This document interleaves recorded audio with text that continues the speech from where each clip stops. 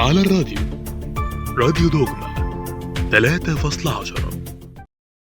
باسم الآب والابن والروح القدس الإله الواحد أمين. الحقيقة إن قدرة الله هي قدرة عظيمة غير محدودة.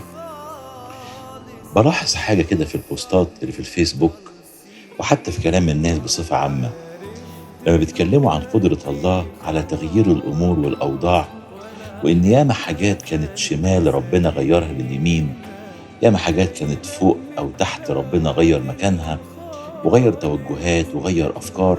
الكلام ده جميل طبعا، وطبعا الله تبارك اسمه كلي القدرة وقادر على كل شيء كما ورد في الكتاب المقدس في الكثير من الآيات.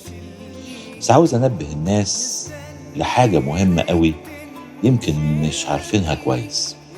ليس كل ما يستطيع الله أن يفعله، فقدرة الله غير محدودة ولكنها محددة،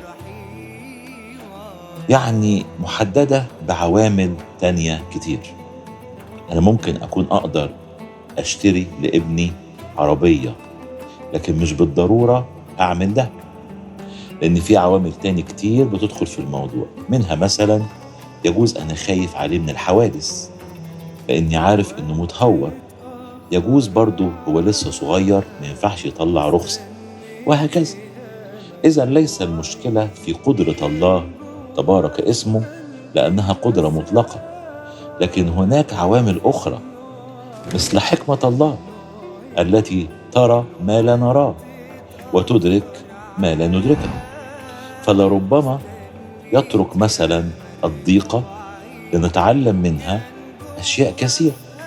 المتضايق يصلي، المتضايق يكون متضعا، المتضايق يسعى إلى التوبة، المتضايق يشعر بالآخرين المتضايقين مثله. هناك عامل آخر غير حكمة الله، وهي قوانين الله التي توجه قدرته لتكون قدرة رشيدة عادلة رحيمة متأنية. فالله مثلا يصبر على الجميع منهم حضرتك برضو، ولا يتدخل بقدرته ليعاقب ويهلك ويدمر. العامل الثالث هو مشاركة الإنسان، فالله لا يعمل مع الكسالى ولكنه يبدأ من حيث تنتهي أنت. فالممكن عليك وغير الممكن عليه هو. يا لعمق غنى الله وحكمته وعلمه، ما أبعد أحكامه عن الفحص وطرقه عن الاستقصاء. رمية 11:33. من أراد أن يقبل فليقبل، مش تخريف كاهن. دمتم في رعاية المسيح وحفظه وعنايته، آمين.